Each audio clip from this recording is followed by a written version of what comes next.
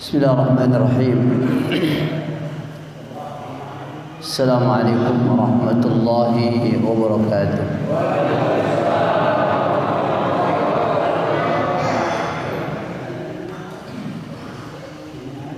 Innal hamdalillah wa bihi nasta'inu ala umuri dunya waddin.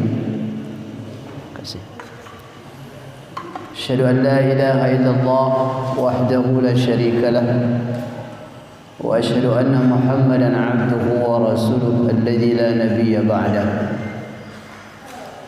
اللهم صل وسلم وبارك على هذا النبي الكريم نبينا محمد صلى الله عليه وسلم وعلى آله وأصحابه ومن تبعهم بإحسان إلى يوم الدين أما بعد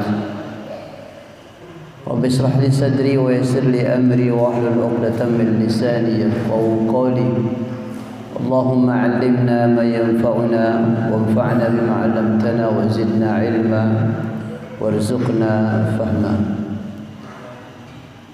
Kata lima rahimakumullah, kita bersyukur kepada Allah atas limpahan nikmatnya, karunia hidayah serta inayahnya, sehingga malam hari ini kembali kita dipertemukan oleh Allah di tempat yang mulia ini. Semoga langkah kita, duduk kita di majlis ini mendapatkan ridha Allah Subhanahu wa taala. Amin ya rabbal alamin. Salawat dan salam sama-sama kita bacakan untuk junjungan kita baginda Rasulullah Muhammad sallallahu alaihi wasallam. Semoga kelak di yaumul qiyamah kita semua mendapatkan syafaatnya. Amin ya rabbal alamin. Kata lima rahimakumullah, seperti biasa kita awali dengan tilawah bersama. Silakan dibuka Al-Qur'annya. Yang belum pegang Al-Qur'an silakan mengambil Al-Qur'an. Kita akan baca satu firman Allah Subhanahu wa taala dalam surah Al-Baqarah. Silakan dibuka surat Al-Baqarah ayat 172. Al-Baqarah ayat 172, 172.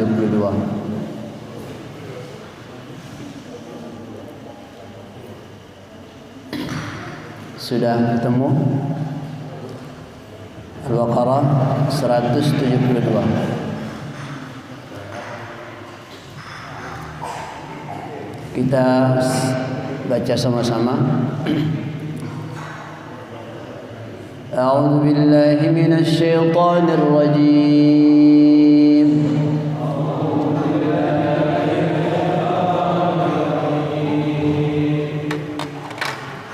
Bismillahirrahmanirrahim.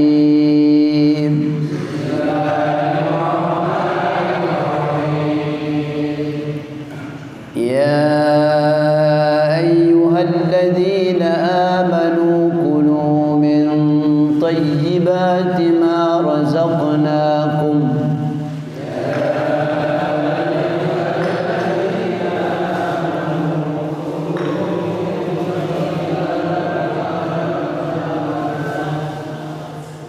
واشكروا لله إن كنتم إياه تعبدون.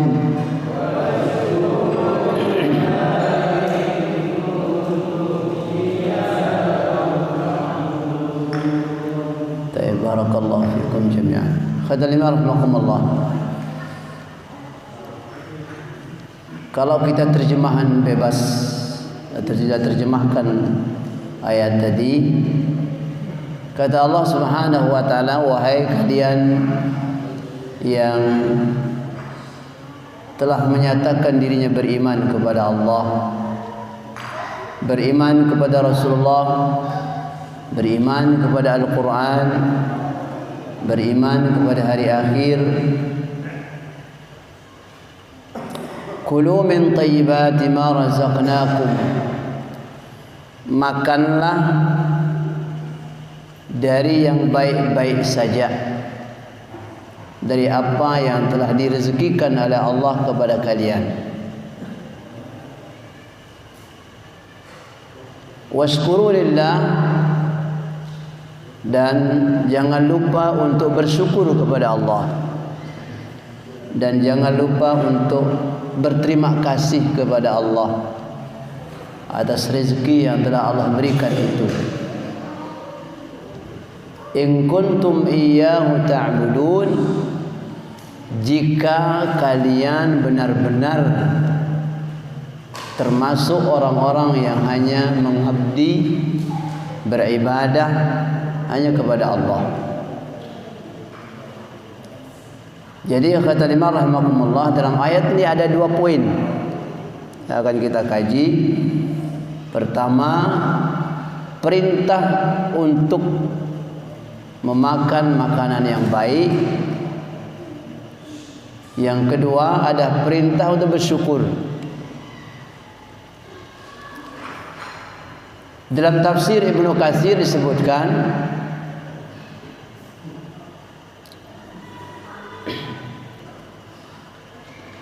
bahwa seorang mukmin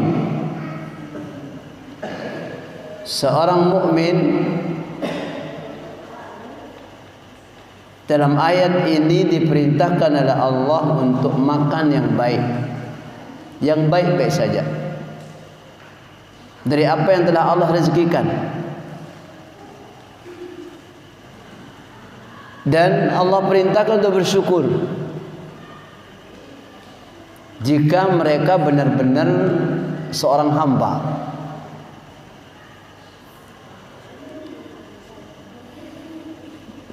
Kata Imam rahimakumullah, tentu sekali makan yang baik yang dimaksud di sini adalah yang halal, ya, makanan yang halal. Karena urusan halal haram hari-hari ini seringkali kita dengar pernyataan orang-orang yang pesimis kalau kita bicara halal haram.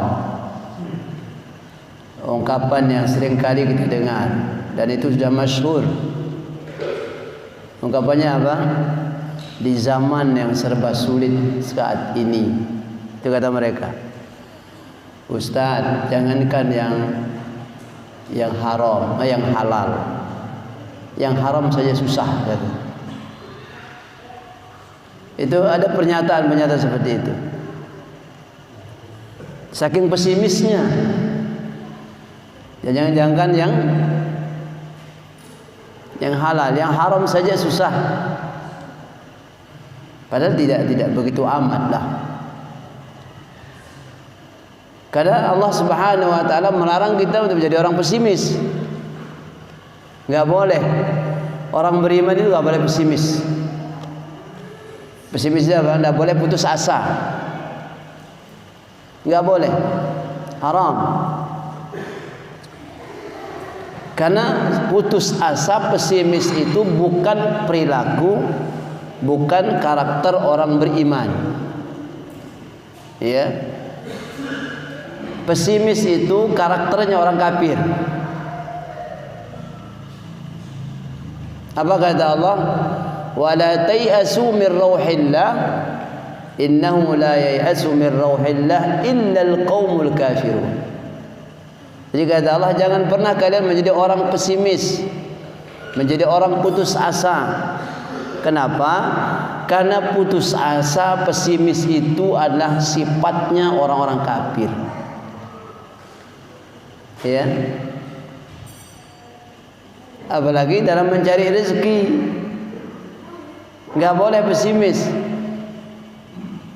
Kita disuruh oleh Allah, diingatkan cari rezeki itu, bekerja, berusaha, tapi dengan cara yang halal, dengan yang baik. Ya. Adapun nanti setelah kita berusaha, berikhtiar, bekerja keras, Allah berikan yang kita dapatkan, ya syukuri, terima.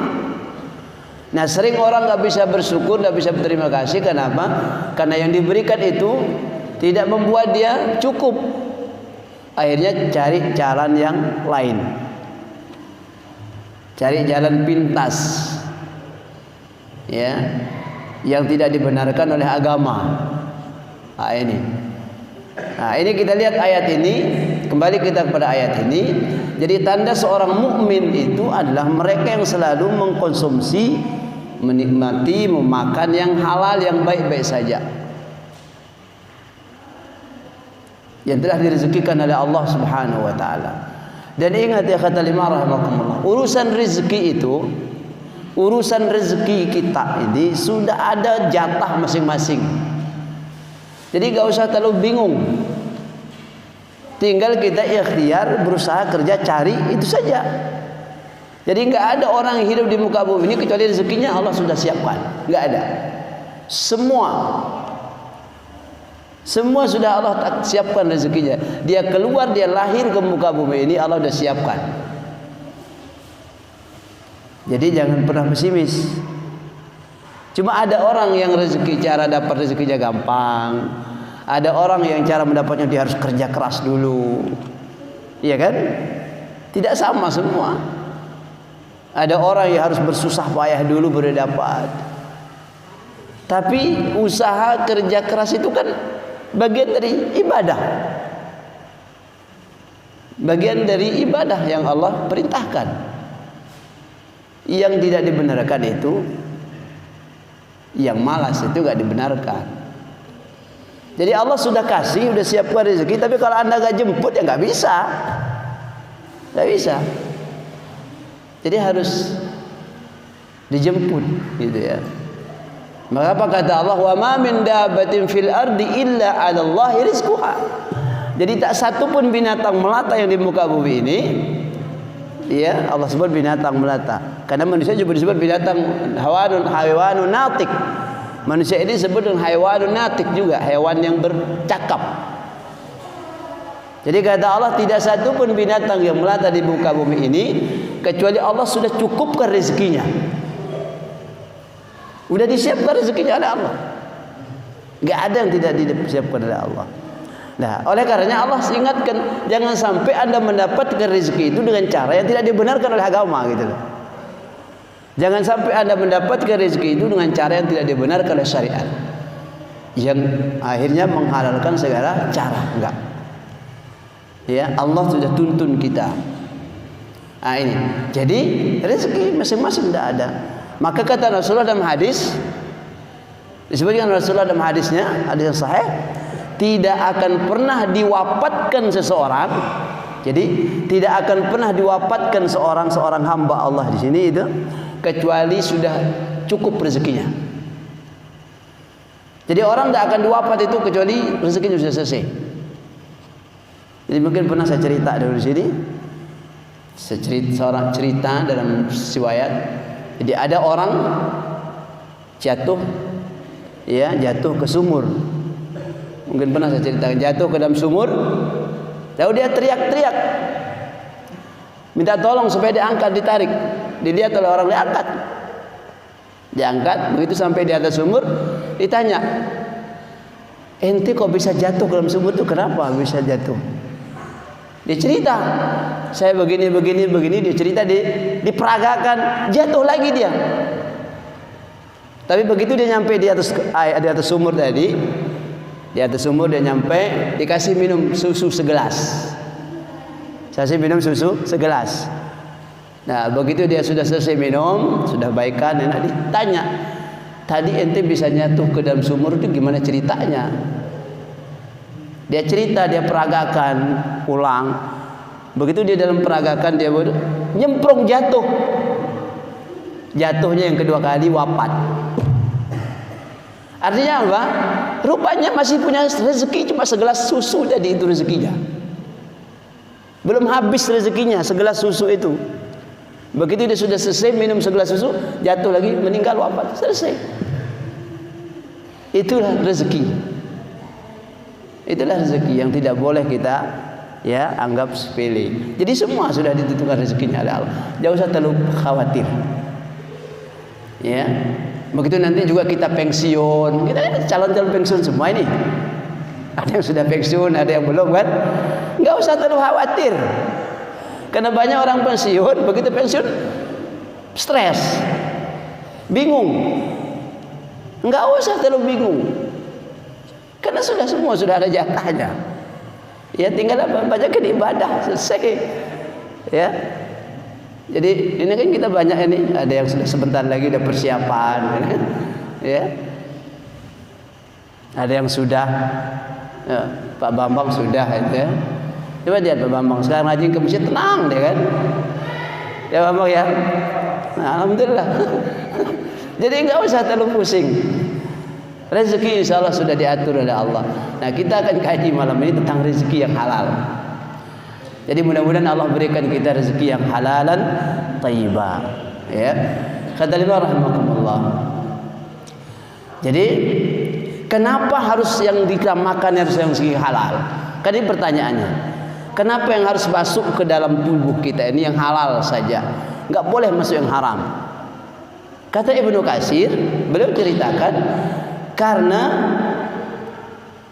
makanan yang halal ini yang masuk ke dalam fisik tubuh kita ini itu menjadi penyebab diterimanya semua doa yang kita panjatkan. Itu pertama. Ya. Yang kedua, menjadi penyebab semua ibadah yang kita lakukan itu menjadi diterima oleh Allah. Ini kata Ibnu Katsir dalam tafsirnya. Jadi makanan yang halal itu yang masuk ke dalam fisik kita ini menjadi penyebab sabab diterimanya doa-doa yang kita panjatkan. Dan yang kedua menjadi sebab diterimanya ibadah-ibadah yang kita lakukan. Nah, begitu sebaliknya.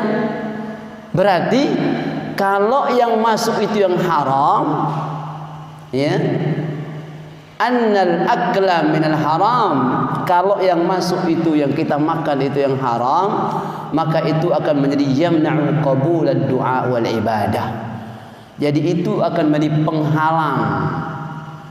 penghalang apa diterimanya doa-doa yang kita panjatkan dan menjadi penghalang ibadah kita diterima oleh Allah. Jadi kan tidak main-main kan? Masalah makan haram halal ini enggak jadi main-main. Penting untuk kita bahas, kaji. Nah, jadi kata Imam rahimakumullah disebutkan dalam sebuah hadis. Ya, dalam sebuah hadis diriwayatkan agak panjang riwayatnya, Abu Hurairah mengatakan, beliau katakan bahwa Rasulullah sallallahu alaihi wasallam pernah bersabda, "Ayyuhan nas."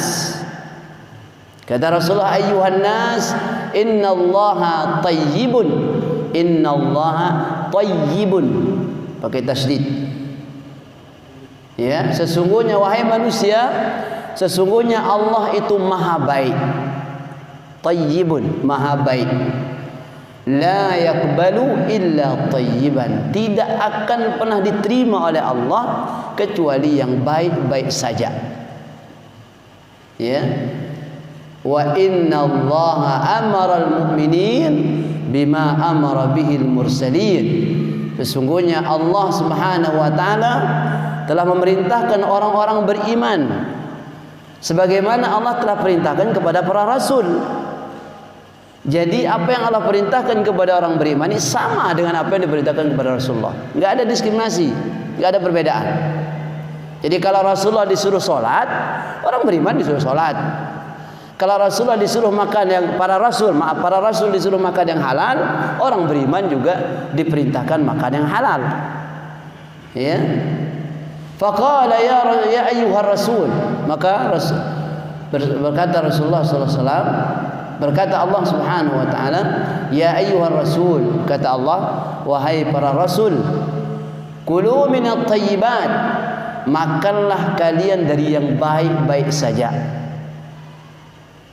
Ini kata Allah, makanlah dari yang baik-baik saja.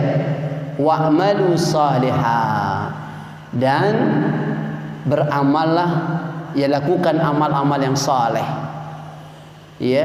Jadi kata Imam rahimakumullah, makanan yang halal yang baik yang masuk kepada fisik dalam fisik kita ini berpengaruh kepada amal kita. Jadi berikan pengaruh yang besar.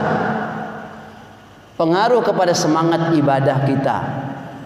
Pengaruh kepada semangat amal-amal baik kita. Pengaruh juga. Ya, maka para salafus saleh dulu Ya, mereka kalau agak malas saja ibadah.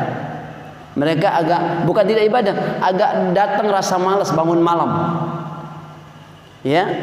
Kalau kita kan tidak malas ini, tapi yang malas beneran gitu.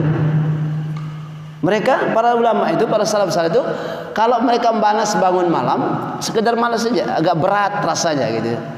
Lalu yang pertama dia cek adalah apa yang dia pernah masuk dalam dari mulutnya.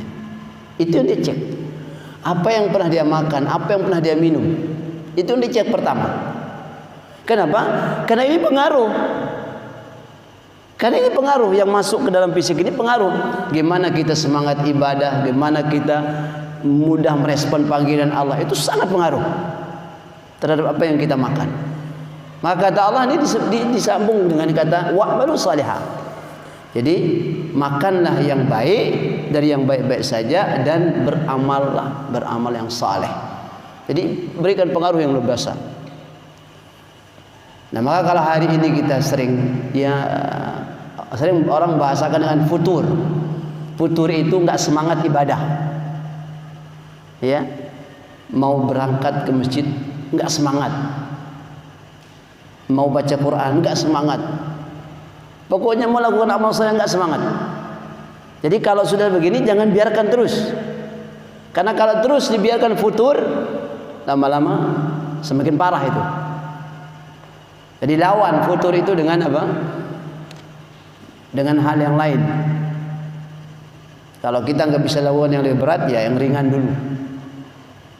Supaya dia tidak terus-terusan futur. Nah, dan itu wajar. Ya kata lima rahimakumullah. Manusia kayak kita ini wajar.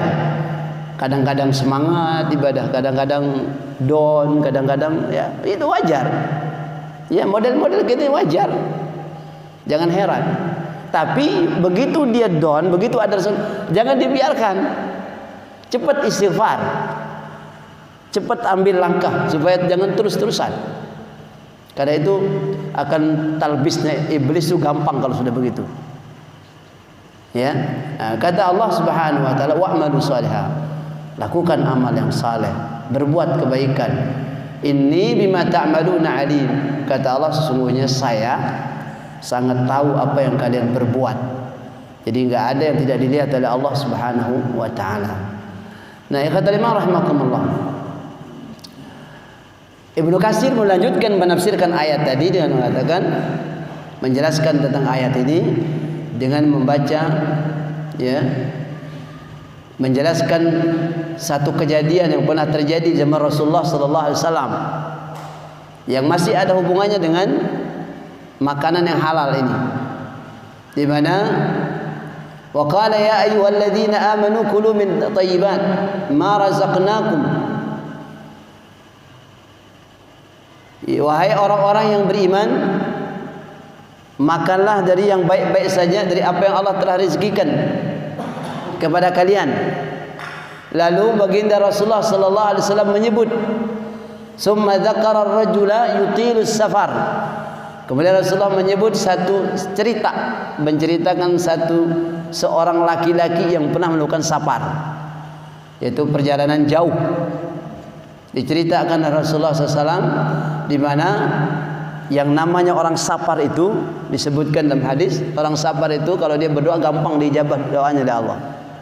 Jadi salah satu keutamaan, kelebihan orang safar itu, kalau dia berdoa gampang diijabah doanya oleh Allah, cepat diijabah.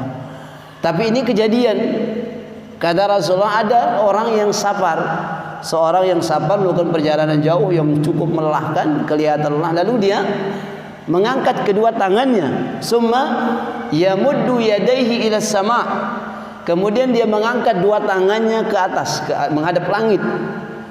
Lalu dia mengatakan ya Rabb, ya Rabb, ya Rabb. Dia berdoa dan mengatakan ya Rabb, ya Tuhanku. Jadi Rasulullah ceritakan ini.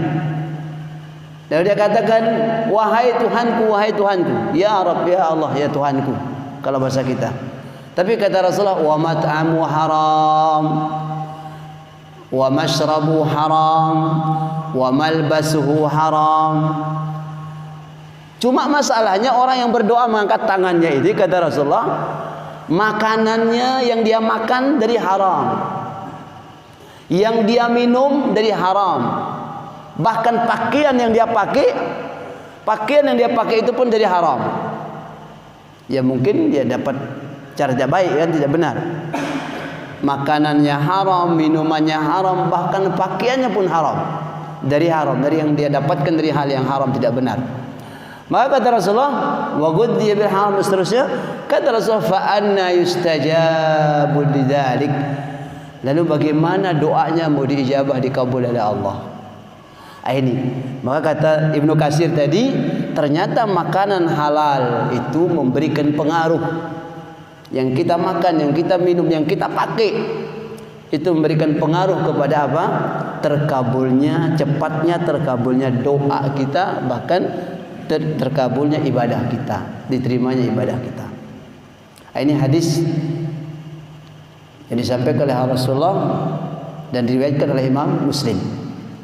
Jadi fa anna yustajabu lidzalik, bagaimana doanya akan diterima, dikabul oleh Allah Subhanahu wa taala. Hadis ini riwayat Muslim. Dalam hadis yang lain, dalam riwayat yang lain disebutkan dalam Al-Mu'jam Al-Awsat At-Tabrani. Di sana disebutkan Ibnu Abbas pernah berkata. Dia kata Ibnu Abbas, satu ketika dia baca ayat firman Allah. Dia baca firman Allah di hadapan Rasulullah. Dia baca Al-Baqarah ayat 168. Bisa dilihat karena masih pegang surat Al-Quran Al-Baqarah. Dia baca oleh Ibnu Abbas surat Al-Baqarah 168. Dia baca di hadapan Rasulullah. Apa ayatnya? Ya ayyuhan nas kulu mimma fil ardi halalan thayyiba. Ya, itu yang dibaca. Ini dibaca oleh Ibnu Abbas di hadapan Rasulullah.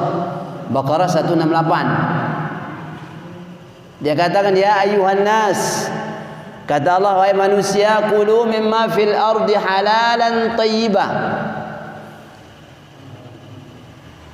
Makanlah dari apa yang ada di muka bumi ini, yaitu yang halal dan thayyib, yang halal dan baik. Coba antum perhatikan, ketika Allah perintahkan makan yang baik tadi kepada orang beriman, Allah enggak sebut halalan. Di 172 tadi enggak ada kata halal. Tapi di 168 ini, ketika Allah perintahkan kepada manusia secara keseluruhan, Allah sebut halalan thayyibah. Itu perlu direnungkan. Kenapa? Karena bagi orang beriman masalah halal itu selesai. Bagi orang beriman halal itu sudah selesai. Karena nggak mungkin orang beriman itu makan yang tidak halal. Ya, maka urusan halal itu selesai. Tapi ketika Allah perintahkan kepada manusia secara keseluruhan, mau kafirkah dia, mau mukmin muslimkah dia, Allah sebut apa? Halalan thayyibah. Halal dan baik. Ya. Tapi apa yang terjadi hari ini? Apa yang terjadi kita lihat hari ini? Ternyata yang banyak melanggar ini siapa? Orang beriman atau orang yang tidak beriman? Oknum, ya. Kalau antum lihat tangkapan KPK itu rata-rata agamanya apa? Islam semua. Iya kan? Padahal urusan halal itu bagi orang beriman sudah selesai. Tapi coba lihat, rata-rata yang menjadi tangkapan, mungkin KPK mau kita bilang ya. Rata-rata yang melanggar, yang makan yang bukan haknya itu banyak orang yang begitu lihat statusnya Muslim, Muslim. Itu orang beriman. Itu yang membuat kita jadi heran. Padahal Allah tadi ketika Allah sebut orang beriman, Allah nggak sebut kata halal. Kenapa? Karena orang beriman itu pasti makan yang halal. Udah selesai kalau bahasa kita, udah selesai urusan halal itu. Karena tidak mungkin orang beriman itu makan yang bukan haknya. Tidak mungkin orang beriman itu mengambil yang bukan haknya. Tetapi ketika Allah bicara manusia secara keseluruhan, Allah perlu mengingatkan. Allah perlu mengingatkan, ya, halal dan baik. Halal dan baik. Karena ada yang halal tapi enggak baik. Ada yang baik tapi tidak halal. Ya kan? Antum, kita kalau sudah umur biasanya kan ada makanan yang nggak boleh, kata dokter kan. Banyak yang nggak boleh kan. Kalau sudah umur sekian ke atas gitu ya, dipantang, banyak pantangannya. Ini jangan, nggak boleh, nggak boleh. Padahal itu halal. Padahal itu halal. Cuma masalahnya kalau ente makan, masalah kesehatan anda nanti, kata dokter. Tapi kalau antum nggak dengar, makan aja masa bodoh. Kira-kira gimana? Ya siap-siap saja ke dokter lagi gitu kan. Kata dokter, dan ente makan apa tadi? Makan, kan sudah saya larang ente nggak boleh makan.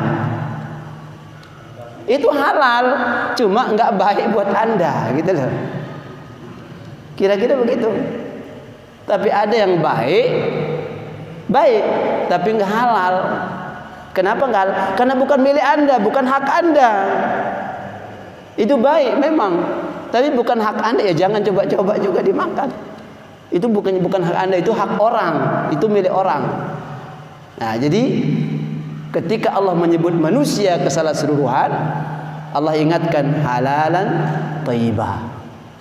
Tapi ketika Allah berbicara kepada orang beriman, Allah cuma sebut thayyiban saja, yang baik. Kenapa? Halal itu udah selesai buat orang beriman. Sudah mesti paham orang beriman itu. Tapi aneh bin ajaib, hari ini sekali lagi justru yang banyak ditangkap karena melanggar, karena melakukan yang bukan haknya itu adalah orang-orang yang mengaku beriman. Nah, itu. Jadi Allahu a'lam kenapa itu bisa terjadi. Karena mungkin pemahaman terhadap agama yang ala kadarnya bisa jadi kan.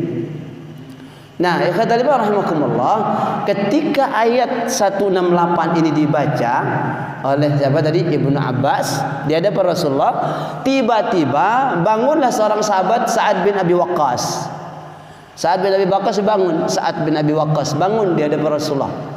Ya, dia bangun di hadapan Rasulullah, lalu dia mengatakan faqal, lalu Sa'ad bin Abi Waqqas ini mengatakan, ya Rasulullah, ya Rasulullah, kata Sa'ad bin Abi Waqqas, ya Rasulullah, doakan saya. Dia minta Rasulullah untuk mendoakan dirinya. Apa mintanya?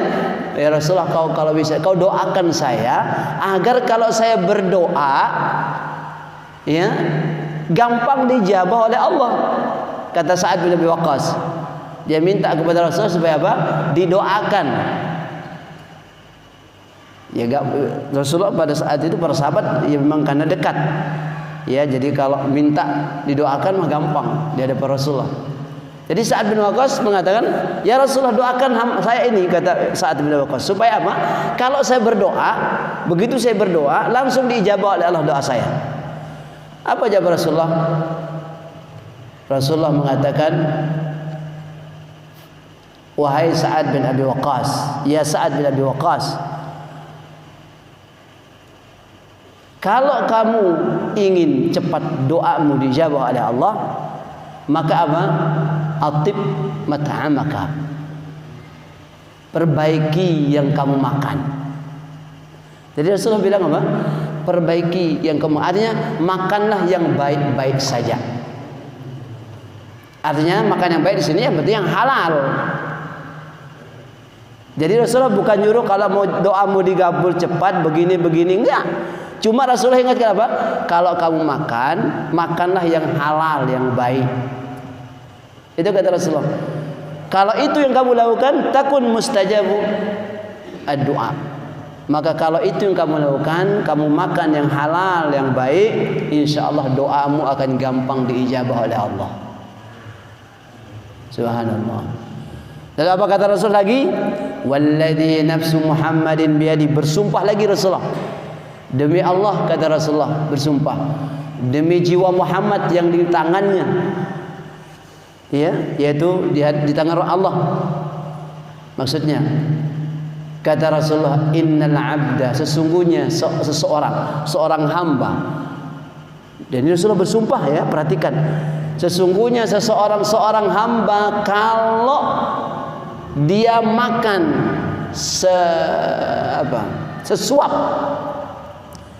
al-luqmah itu sesuap makanan haram dia masukkan ke dalam jauh ini tenggorokan.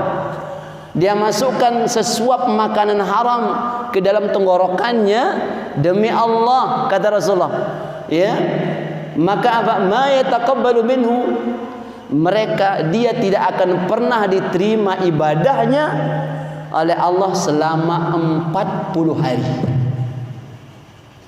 Dahsyat sekali. Jadi hati-hati sekali.